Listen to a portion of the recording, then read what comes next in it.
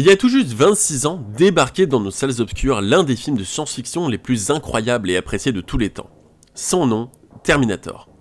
Écrit et réalisé par James Cameron, The Terminator nous racontait l'histoire d'une machine de guerre hyper évoluée, à l'apparence humaine, envoyée depuis le futur par Skynet vers l'an 1984, ayant pour objectif de retrouver Sarah Connor et ainsi empêcher la naissance de John, son futur fils, effaçant de manière rétroactive son existence et ses actes futurs en tant que chef de la résistance. En réaction, John envoya à la même époque Kyle Reese, un résistant humain, afin de protéger sa mère.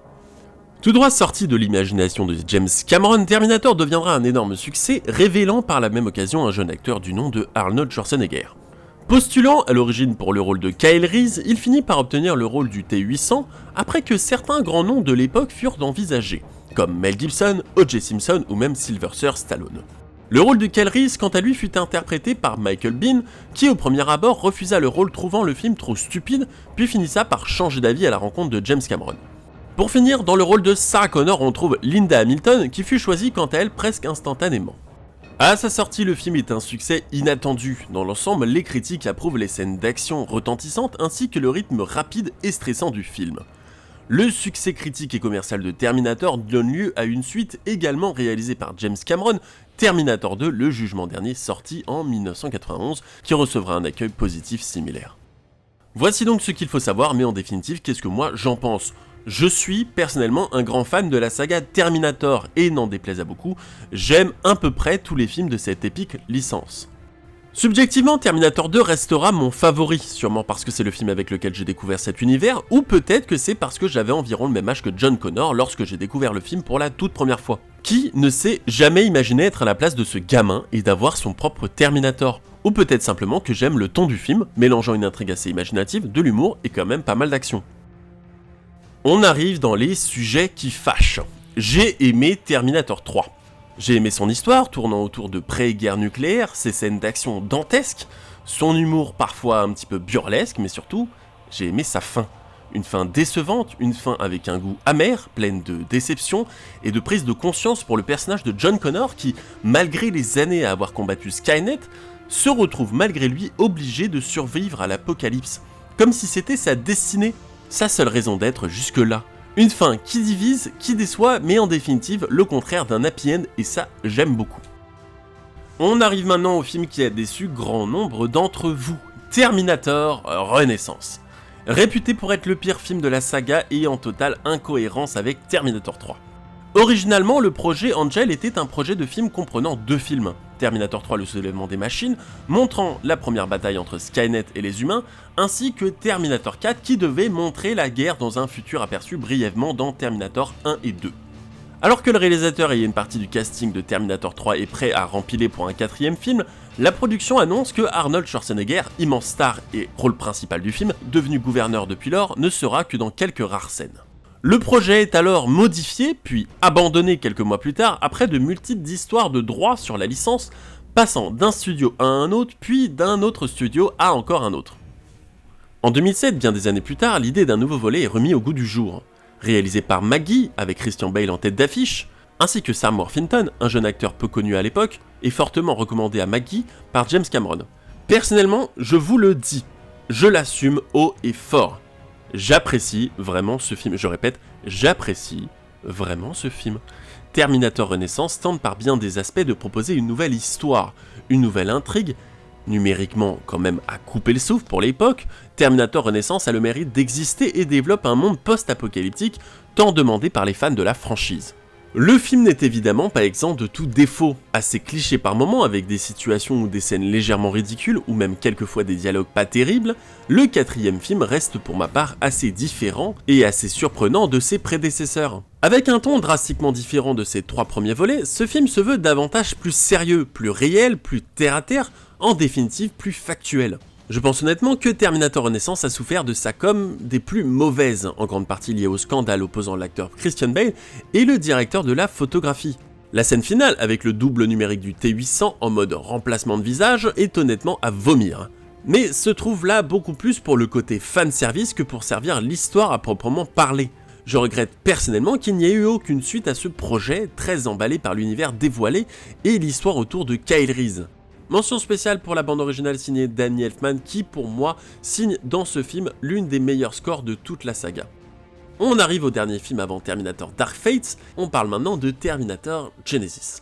Alors c'est marrant, mais étonnamment c'est celui dont je me fous le plus. Sur le papier, l'histoire semblait plutôt intéressante, pleine de mystères et rappelant aux sources, avec Emilia Clarke, Jason Clarke, Jay Courtney ainsi que le retour de Arnold fucking Schwarzenegger au casting, mais en manque d'imagination totale, Genisys décide d'effacer complètement de sa timeline Terminator 3 et 4 et de se situer comme un Terminator 2,5 légitime racontant les péripéties de Kyle Reese, John et Sarah Connor ainsi que le Terminator de 1984 en passant par notre présent en 2017 puis le futur de 2029. De façon assez prévisible, Terminator Genisys fait un four. Les critiques du film vont de très mitigées à totalement négatives. James Cameron apportera son soutien malgré ça à Terminator Genisys lors de sa sortie dans une vidéo promotionnelle. Cependant, en 2017, il déclarera qu'il a apporté son soutien à Genisys uniquement par amitié envers Arnold Schwarzenegger et qu'il trouvait le film raté. Bah bravo James, tout ça c'est du beau. Petit point avant de parler de Terminator Dark Fate. Oui, j'ai vu la série The Sarah Connor Chronicles avec Lana Headey et mon crush de l'époque Summer Glau. J'étais jeune, on ne juge pas. Hein. Le concept me plaisait, l'histoire était cool, l'action était au rendez-vous, la série proposait quelque chose qui avait jamais été abordé dans les 3 premiers films, c'est-à-dire la relation entre John Connor et sa mère. Malheureusement, la série ne survivra pas au terme de 2 saisons, dommage. Passons désormais à la critique de Terminator Dark Fate, vous l'avez attendu, c'est parti. Alors soyons encore une fois l'homme le plus honnête du monde. Je n'avais absolument rien à faire de ce nouveau Terminator. Ayant été assez déçu du volet précédent, je dois dire que je ne m'attendais à rien. Et au vu des bandes annonces dont je n'avais ressenti aucun frisson, d'excitation ou de hype pour cette nouvelle suite, je n'étais clairement pas la cible. On avait beau me vendre l'idée que c'était forcément bien parce que c'était James Cameron et que monsieur avait écrit et produit le film, eh bien je m'en foutais comme de ma première chemise. À partir du moment où Cameron avait soutenu Genisys simplement pour la com', celui-ci avait perdu toute légitimité à mes yeux. Comment croire un mec qui retourne sa veste et crache sur un projet qu'il disait adorer 6 mois plus tôt? Au casting, on retrouve 2 piliers de la franchise, Arnold Schwarzenegger et Linda Hamilton, qui reprennent respectivement le rôle du T-800 et de Sarah Connor. S'ajoute au casting Mackenzie Davis, vue dans Seul sur Mars ou Blade Runner 2049 ou même Black Mirror, qui interprète ici Grace, mais également Gabrielle Luna, aperçue dans quelques épisodes de séries comme Marvel Agent of S.H.I.E.L.D. ainsi que dans True Detective qui donne ses traits au personnage du Terminator Rêve 9. Pour finir, Natalia Reyes, repérée pour sa participation au petit film Netflix Pickpocket, ainsi que le film salué par la critique du monde entier Les Oiseaux de Passage. Terminator Dark Fate prend place 25 ans après les événements de Terminator 2, le jugement dernier. De nos jours, à Mexico, Dani voit sa vie bouleversée quand elle se retrouve soudainement confrontée à 2 inconnus. D'un côté, Gabriel, une machine des plus évoluées, indestructible et protéiforme, venue du futur pour la tuer, de l'autre, Grace, un super soldat génétiquement augmenté, envoyé pour la protéger. Embarqués dans une course-poursuite à travers la ville, Dani et Grace ne doivent leur salut qu'à l'intervention de la redoutable Sarah Connor, qui, avec l'aide d'une source mystérieuse, traque les Terminators depuis des décennies. Déterminée à rejoindre cet allié inconnu, elles se mettent en route, mais le Terminator Rêve 9 les poursuit sans relâche. L'enjeu est d'autant plus grand que sauver Dani, c'est également sauver l'avenir de l'humanité. Là où Terminator Genisys effaçait la timeline des précédents films pour devenir un remake du second, Terminator Dark Fate, lui, se positionne comme un nouveau 3e film. Se déroulant 2 décennies après le second film, et réécrivant une nouvelle fois l'histoire et positionnant Terminator 3, Terminator Renaissance et Terminator Genisys comme appartenant à un univers alternatif ou alors n'ayant jamais réellement existé. Dark Fate parvient à créer la surprise quant à son histoire ou même par son traitement des situations et des personnages. Le retour de Linda Hamilton fait plaisir, son interprétation de Sarah est bien plus badass que dans les 2 premiers films, transformée littéralement en une sorte de chasseresse à Terminator, elle apporte d'une certaine façon une plus-value au film. Après le T-800, le T-1000 ou le TX, les protagonistes de Dark Fate ont cette fois affaire au Rêve 9, incarné par Gabrielle Luna, et pour moi le Terminator le plus cool de toute la franchise. Utilisant une technologie de nanorobot, ce Terminator est de loin le plus dur à tuer. Sa conception et sa capacité à se dématérialiser et se rematérialiser comme bon lui semble, permet de voir des scènes d'action de façon totalement inédite, véritable némésis des protagonistes, intuable et particulièrement menaçant. Le personnage de Grace, mi-humaine, mi-machine, augmenté pour ainsi dire, est une bonne idée. rappelant par certains aspects le personnage joué par Sam Worthington dans le 4e volet, à la différence où dans Renaissance celui-ci est une machine avec quelques parties humaines, comme le cœur ou le cerveau, à la manière d'un Frankenstein du futur. Le personnage de Grace est intéressant, est désireuse de participer à la victoire de la résistance, sa mission, protéger Danny à tout prix, sa backstory est assez intéressante et rendre ses motivations totalement compréhensives. Qui dit Terminator dit forcément scène d'action, et les scènes d'action sont légion dans ce nouvel opus, d'un combat dans une usine automobile à une course-poursuite sur une autoroute, en passant par une scène acrobatique en zéro gravité dans un avion en flammes. Le film se veut dans la politique du toujours plus vite, toujours plus puissant et toujours plus incroyable. Pour la scène de l'autoroute, pour exemple, plusieurs semaines ont été nécessaires pour la création de cette séquence. L'utilisation d'un véhicule radiocommandé a même été utilisée pour divers cascades ainsi que pour une particulièrement dangereuse. Au niveau des effets spéciaux, le film reste comme toujours très bon.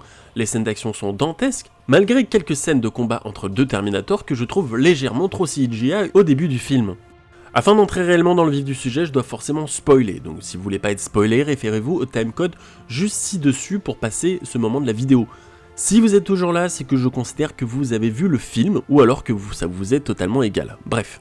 Là où le film est assez couillu, c'est dans sa fausse communication autour du film et de la place de John Connor dans ce film et du retour d'Edward Furlong. En effet, dès les premières minutes du film, le personnage de John Connor se fait terminer par un jeune T-800. Judicieux choix permettant d'apporter une certaine fraîcheur au scénario et proposer du neuf dans cette franchise qui finissait par tirer sur la corde avec l'intrigue autour de John Connor et de Sarah. Le fait d'intégrer de nouveaux personnages permet également d'imposer un nouveau regard.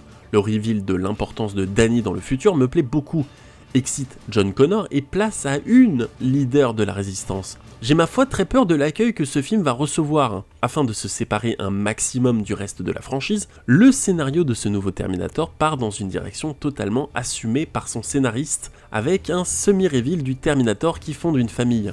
Assez inattendu et à première vue totalement débile, cette idée est bien loin d'être anodine. En effet, depuis Terminator 2, nous savons que les Terminators ont une certaine capacité à apprendre et comprendre l'espèce humaine. Se sociabiliser, comme avec John Connor, qui dans Terminator 2 lui apprend à paraître bien plus humain, comme l'a très clairement dit Cameron dans une interview, les machines sont capables d'apprendre et de finir par ressentir des émotions. Dans Dark Fate, Carl, enfin le Terminator, est là depuis plus de 25 ans et n'avait plus de raison d'être, sa mission étant terminée et nous pouvons repartir dans le futur. Il a donc dû trouver un moyen, un sens à sa vie, à son existence, retrouvant d'une certaine façon une rédemption quant au meurtre de John. Je peux très bien comprendre que beaucoup vont trouver ce moment stupide as fuck, mais je trouve ça tout à fait plausible que les choses aient pu se dérouler ainsi. Point négatif du film, Terminator Dark Fate essaye bien trop souvent de surpasser Terminator 1 et 2. Là où les deux premiers volets instauraient une certaine pression ou un stress pour les personnages, vont-ils survivre ou non, ici les protagonistes sont un peu trop cheatés et on ne ressent jamais vraiment le danger qui les rattrape. Pour résumer, Terminator Dark Fate n'est étonnamment pas la bouse attendue. Comme toujours, le scénario pose de bonnes questions, comme la place de l'homme et de la technologie. James Cameron est un homme rationnel et Terminator fait partie de ces films qui mettent en évidence, mais de façon évidemment romancée, ce qui pourrait être l'avenir de l'espèce humaine. Il est clair et établi qu'avec le fil du temps, l'intelligence artificielle sera au niveau d'un esprit humain et il est plus que probable que l'homme soit responsable de sa propre disparition future. Il est établi que dans 30 à 40 ans, les robots doués d'intelligence feront partie intégrante de notre société. Un sujet aussi fascinant que terrifiant, exposé ici par le biais de cette saga pour le moins avant-gardiste. Ce Dark Fate est annoncé comme étant le premier film d'une nouvelle trilogie si le succès est au rendez-vous, alors à votre avis, bonne ou mauvaise idée? Et voilà, c'est la fin de cette vidéo. Si vous avez apprécié, n'hésitez pas à vous abonner. À ce jour, voici ma vidéo la plus travaillée, donc laissez-moi un like et dites-moi dans les commentaires ce dont vous en avez pensé. C'était le Mediavore, je vous dis à plus dans une prochaine vidéo. Ciao.